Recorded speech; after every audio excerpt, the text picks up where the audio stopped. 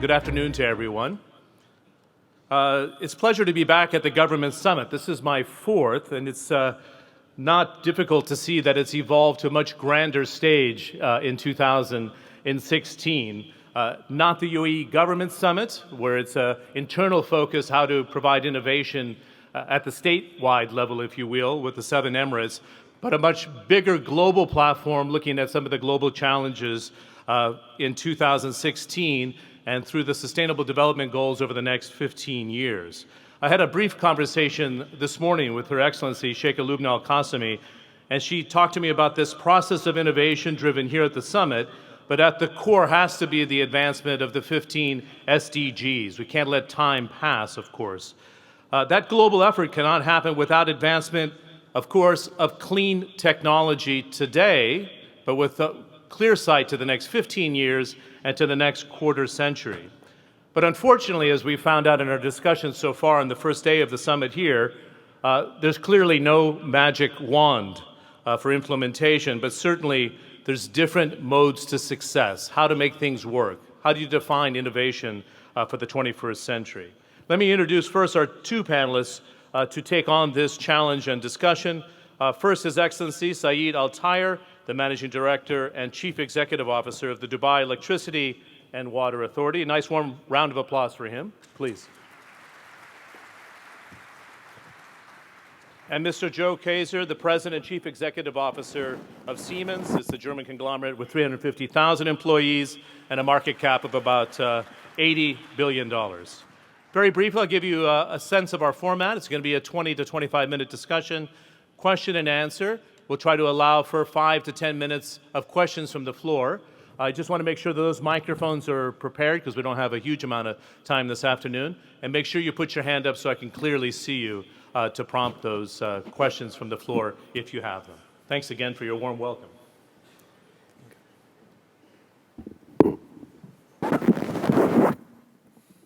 I sneak in behind the microphone.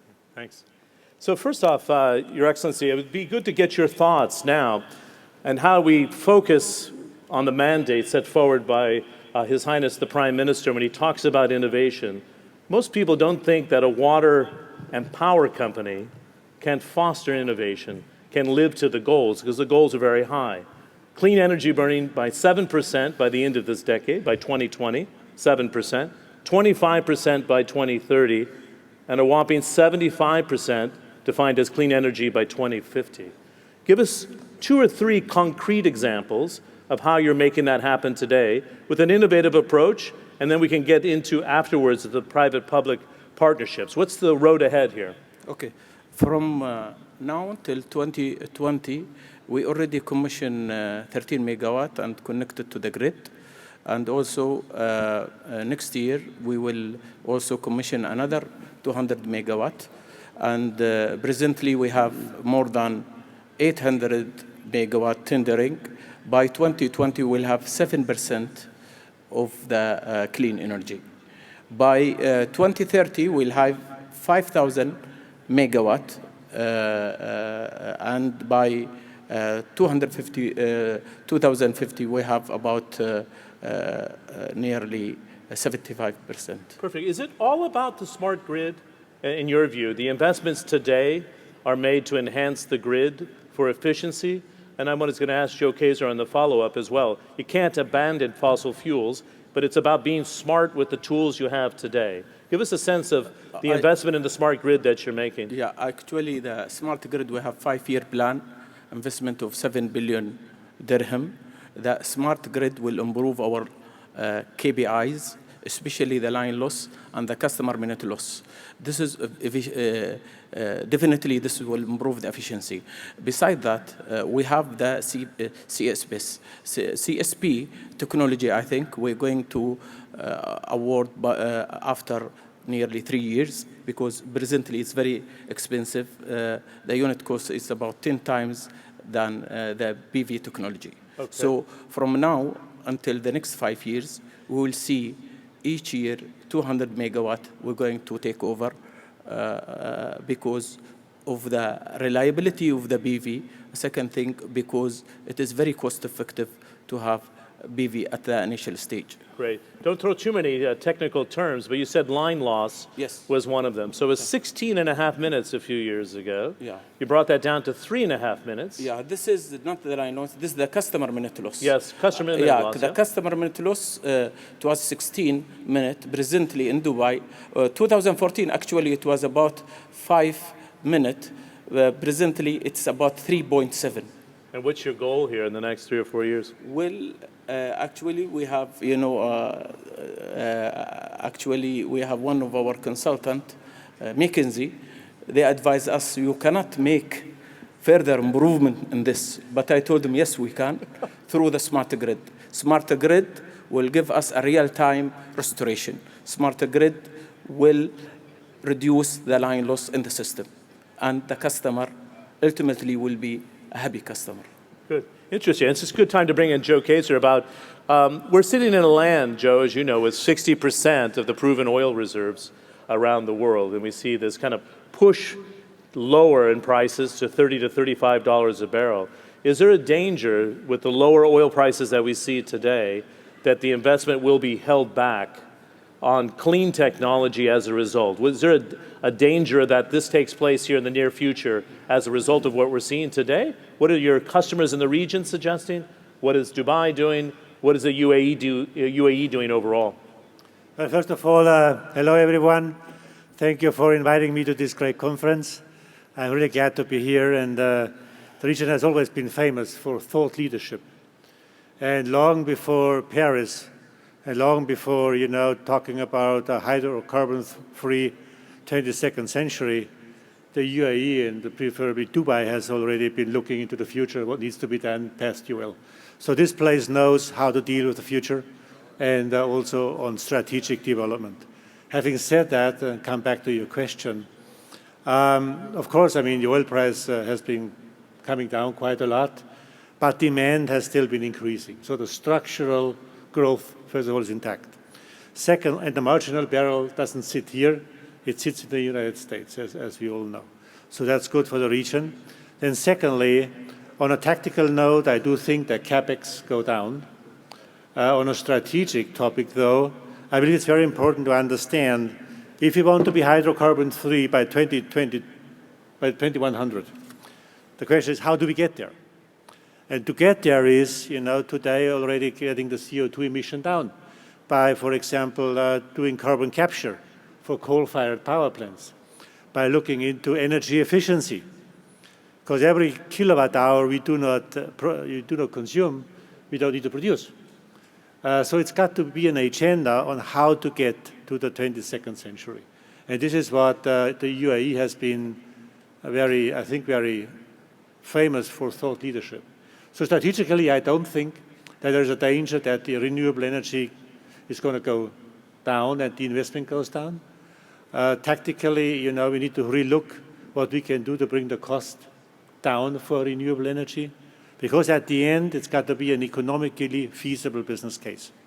And that's why we've been working together with the region, with our customers and our partners. So how can we get the cost down for wind energy? How do we make sure that solar power comes into regions which makes economic sense? And that's just the beginning. Then on the way from today till 2100, we first need to look into coal-fired power plants. How can we get the emission down?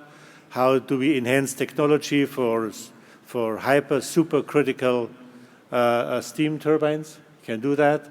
Then also what we need to go look is how do we get turbines and efficiency for wind, which also gives us low wind efficiency, because the wind doesn't blow so much in the Emirates, so we need to be efficient. Solar power is good already. So that's what we need to go look. And then the second topic, what we need to go look into is how do we get a meaningful mixture between renewables and fossil? So the more the renewables go up in scale, the more we need to go see what backup energy can we provide for a reliable power supply. So then we need to go look into storage. No, this is interesting, though, because you're suggesting that you don't abandon fossil fuels. And I think it would be, we think of the German efficiency, the German productivity machine that it is today and how it's known around the world.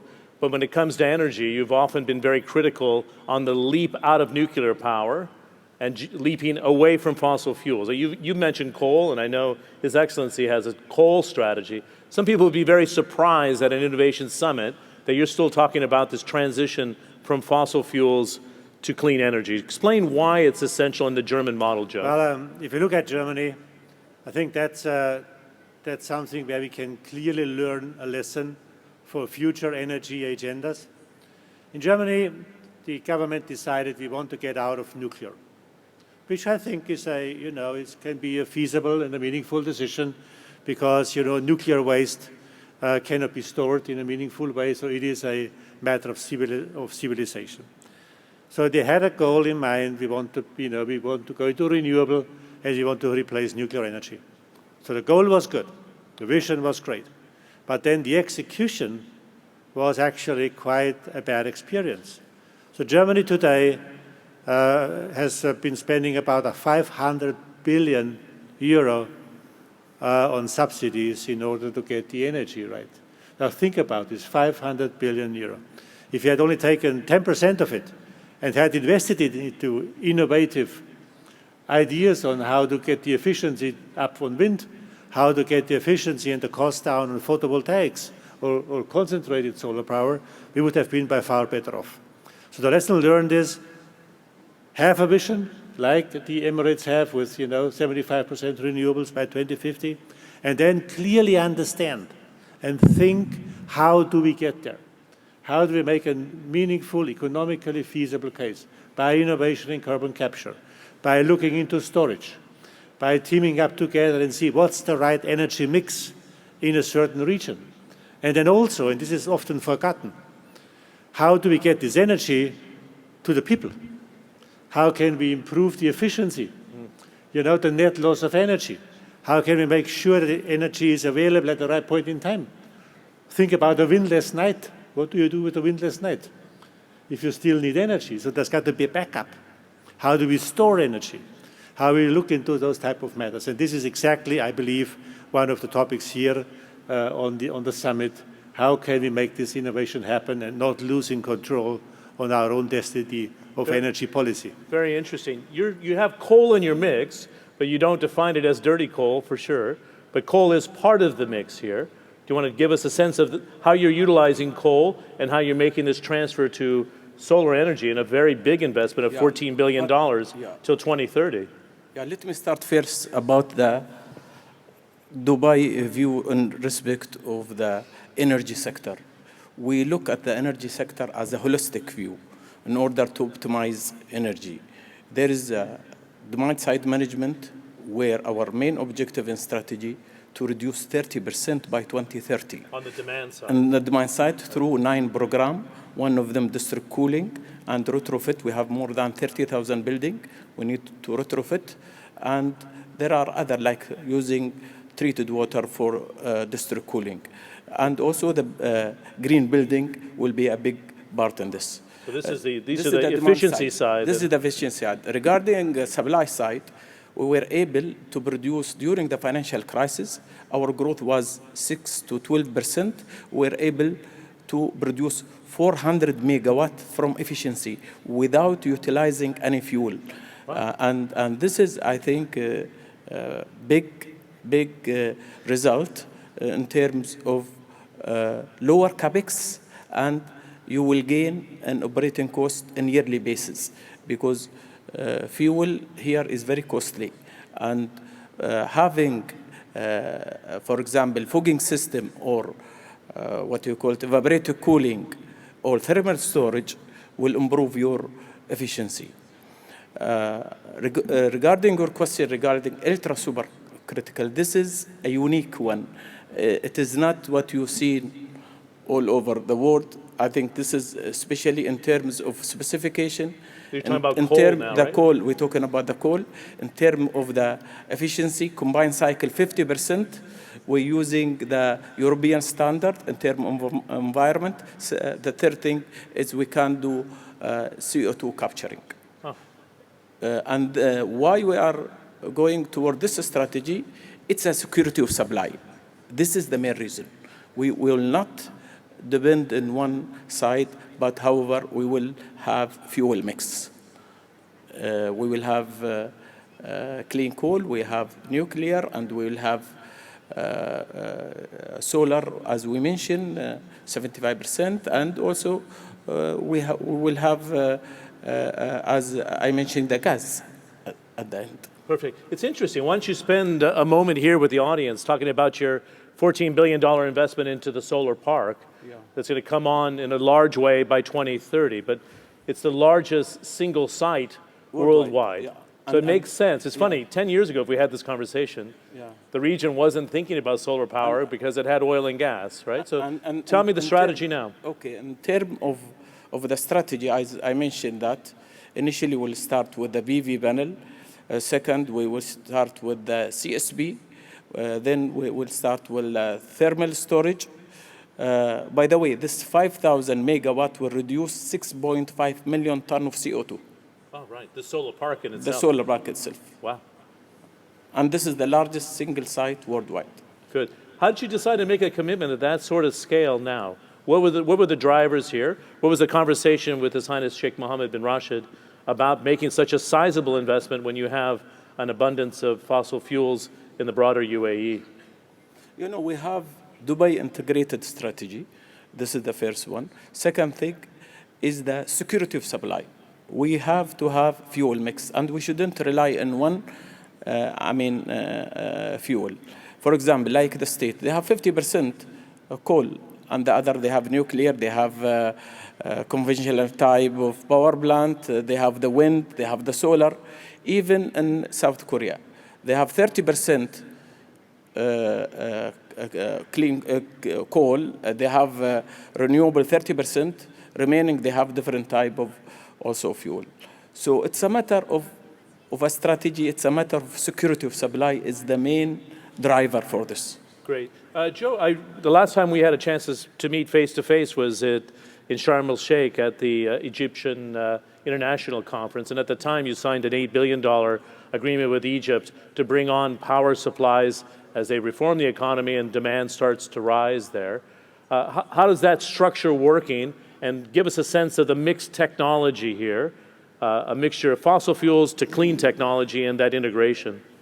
Well, actually, it's been going very well. Also, thanks to the UAE, which has been significantly been supporting Egypt in getting the power agenda also financed and together. So that was very positive. We are perfectly on schedule. We just closed Beni Suef financially and will work on the other two sites. The interesting thing there is not that we are building 3 big power plants, gas-fired power plants with 14.4 gigawatts, which is a lot. What's interesting there is also that we not only look at the fossil power, we also agreed to build 2 gigawatts worth of wind. So there is a combination between renewable and clean, efficient gas-fired power plants. And so Egypt can use the gas, the natural gas, also for fertilizer manufacturing and things like that, so that they can obviously feed the people and make sure that agriculture also plays an important role. And then what we have also been doing, not just take care of the power supply or the power generation, because it doesn't do any good to generate a lot of power if it doesn't come to the people, literally. So we looked at the whole country and did an energy efficiency smart grid mapping, where we have been, I would say, reasonably successful, to bring energy efficiency up and cut the loss of energy from the production of energy to the consumption, to cut the loss in half. Wow. Do we have any questions from the floor? We have 4 minutes left. If there's any, we have one from over here. And is there one other question? We'll try to fit 2 in if there is one. If you can please stand up, we'll get a microphone to you. And if you can identify yourself. And I just ask for brevity because of time. Thank you. If we can get the microphone to her, please. Is there any other questions from the floor here? And one from here. If we can get the second microphone. If you can stand up, please, that would be great. Please stand up. Yep. Go ahead. Thanks. Hi, my name is Megha. I'm from Digital Inc. Media. My question is for His Excellency. What can you tell us about the future of electric run cars in the UAE, and why do you think we're not seeing more of this here already, and are there any plans going forward? Yes, I think we just completed 100 AV charger in Dubai, and we have a plan, strategy to promote this. But initially, we will start it with the government as a compulsory to purchase 10% of their total purchase on yearly basis. So I think the government always will start, and then I think we will allow the private sector after evaluating this experience. So how fast before those roll out, these charging stations? Well, I think you know the market is there, but I think we need to do a big promotion. To promote purchases of electric Purchase vehicles. of electric vehicle. Actually, the fuel cost is much cheaper. I mean, for each vehicle. I mean, so economically it's very visible, and also from CO2 it's a big benefit. Big benefit environmentally. It's just a change of mentality, is what you're suggesting. I think we need to raise the bar. We need to change the mindset of people. It requires some time. Great. Question from the floor, please. If you can identify yourself, please. Assalamu alaikum. Azan Luta, Authenticity Coaching Consulting. The question is also for His Excellency. The question is, why has DEWA gone for a centralized model for solar as opposed to some countries that have a decentralized, where they encourage people to have on their own homes solar panels? Well, I have good news for you, because we have Shams Dubai. Shams Dubai customer can actually, first of all, install and sell the surplus power to the consumer. By the way, we have presently 100 megawatt demand within 3 months, which is a big, actually, contribution. And this is, we didn't consider in the strategy that will contribute to the 75% of clean. It will enhance, I think, this strategy, so because we don't know what was the reaction of the incentives public. for people to invest? 100 megawatt. It's a big jump. Within 3 months, we got many customers. Some of them they ask for 50 kilowatts. Some of them ask for 20 kilowatts. Some government they ask for more than 30 megawatt. So within 3 months, I think it's a good achievement. Months. Yes. Good. But you'll encourage private home investment? I think that's the question. Private home investment eventually or not? Definitely. Because now the solar is cheaper than the existing tariff. Second thing, also, if they have a surplus of power, we can purchase it. Interesting. Oh, really? Really. Interesting. That's pretty innovative. Joe, we're almost out of time, but I wanted to make reference to your latest results and something that you said, which I think is quite profound, because this is a country that likes to think it's at the edge of innovation, so it never sits idle. This is the 200th anniversary of the birthday of the founder of Siemens, Werner von Siemens. And you've been a long-time Siemens man, I think 3 decades before taking over as chief executive officer. How do you implant in an institution that's 350,000 people in size, similar to a challenge in a government, I think? That's why I wanted to ask Joe this question. How do you instill innovation in a ship or a Titanic that's so big, and particularly with the challenges we have with COP21 and the SDGs, not to be resting on yesterday's technology? How would you describe that? You have to give, if you have 350,000 people working in 203 countries of this world, you have to give those people a purpose. Why am I doing this? Why is it good that I work for Siemens? Why is that a great company? And the way I do it, the purpose is that I say we are business to society. Our purpose is to serve society with what we do. And I truly do believe a company which does not serve society should not exist. And the way I try to motivate them, I tell them, no matter what you do, always act as if that was your own company. And you'll be fine. And that goes back to Werner von Siemens. He was the first man in his company. He was the first owner, the first innovator, the first engineer, and the first shareholder. And that's how you close the circle. And this is what I want to give to you, to this great region in the United Emirates, always act, everyone, as if that was your own country, and you'll be fine. On that inspirational note, I noticed my clock is finished. Our 30 minutes went very quickly. I appreciate the questions from the floor. A nice round of applause for His Excellency Saeed Tayer and Joe Kaeser of Siemens. Thank you very much. Thank you.